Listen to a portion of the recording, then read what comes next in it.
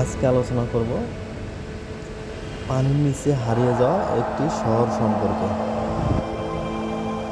ভাবুন তো, আপনি পানির নিচে ডুব দিলেন আর হঠাৎ দেখতে পেলেন একটি প্রাচীন শহর। রাস্তা আছে, বাড়ির ধ্বংসাবশেষ আছে, উঠান আছে, সব কিছু যেন কোনো এক সময় এখানে মানুষ বসবাস করত। অবিশ্বাস্য মনে হলেও এমন একটি শহর সত্যি রয়েছে। এর নাম পাডলোপেত্তি।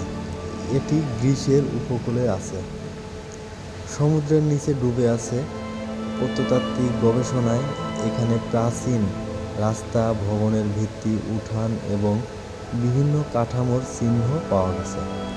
সবচেয়ে আশ্চর্যের বিষয়, শহরটির বয়স কয়েক হাজার বছর।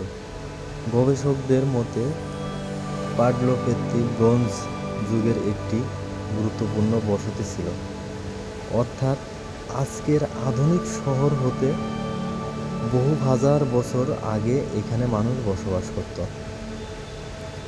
একবার কল্পনা করুন, হাজার হাজার বছর আগে এই জায়গাটিতে মানুষ হাঁটছে, বাড়ির সামনে পরিবার বসে আছে, ব্যবসা বাণিজ্য চলছে, শিশুরা খেলছে।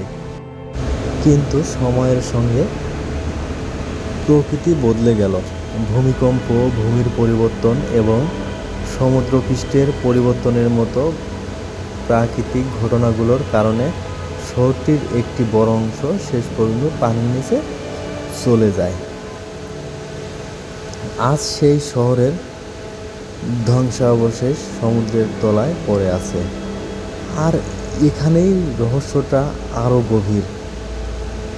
আমরা সাধারণ প্রাচীন শহরের ধ্বংসাবশেষ দেখতে পাই মাটির উপর, কিন্তু পাণ্ডপেত্তির ক্ষেত্রে ইতিহাস লুকিয়ে আছে সমুদ্রের নিচে। প্রযুক্তির সাহায্যে গবেষকরা পানির নিচের এই স্থাপনাগুলোর ম্যাপ করছেন এবং প্রাচীন শহরটির বিন্যাস বোঝার চেষ্টা করছেন। হাজার হাজার বছর আগে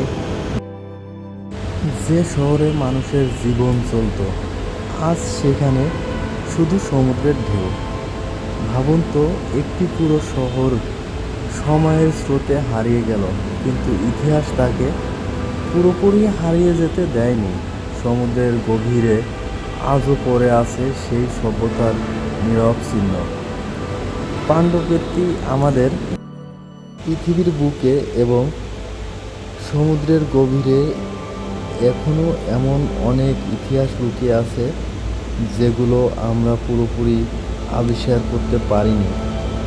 আপনার কি মনে হয়, সমুদ্রের নিচে আরও কোনো প্রাচীন শহর লুকিয়ে থাকতে পারে? কমেন্টে জানাবেন।